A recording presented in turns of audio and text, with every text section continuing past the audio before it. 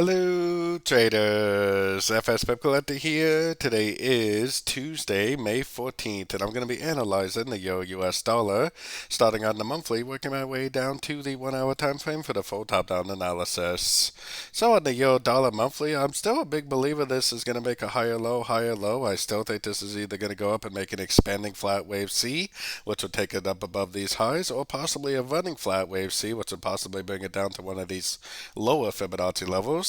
Either way, I think we have a pretty decent uptrend ahead of us on the shorter time frames. Heading down to the weekly time frame, I'm definitely still looking at this as a wave 1. I still think this looks like an expanding flat wave 2. If that's true, that would make this a wave 1, and that would make this right here a wave 2. That would also make this right here a wave 3, and eventually I think it will just keep on trending up, making those higher highs, higher lows, making either that expanding or running flat wave C like I was explaining on the monthly time frame. Heading down to the daily time frame, I still think this is the end of a crescent. I still think this is a big uptrend right here, ending right here for a wave 1.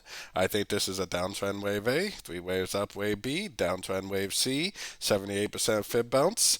I think this is the bottom right here. I think this is a wave 2, and I do think there's a very good chance this will continue to make those higher highs, higher lows, and I think that we are already in the very early stages of that wave 3, maybe even a wave 1 of wave 3. So keeping that in mind, taking it down to the 4 hour time frame. 4 hour time frame, we definitely don't have a breaker structure to the downside. We don't really have any lower highs. We have nothing at all telling us that this uptrend is over. I personally think this is a wave 1 of wave 3 on around the daily time frame.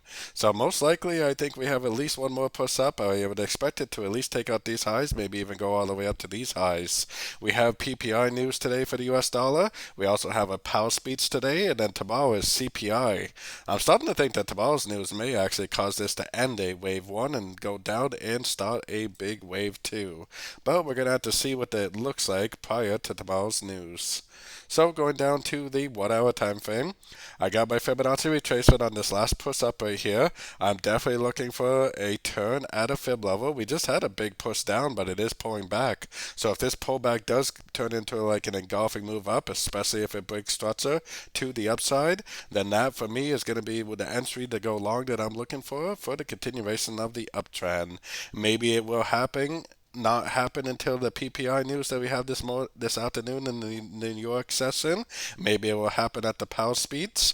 Either way, I am definitely looking for longs, at least until the higher time frames tell me otherwise, with some sort of a significant break of structure to the downside or a significant lower high. Until something like that happens, I am definitely still going to be looking for longs at the end of every single pullback I see on these sort of time frames for the continuation of what I think is still a wave 1 of wave 3. So don't forget to join my free Discord channel, which is linked down here in the corner.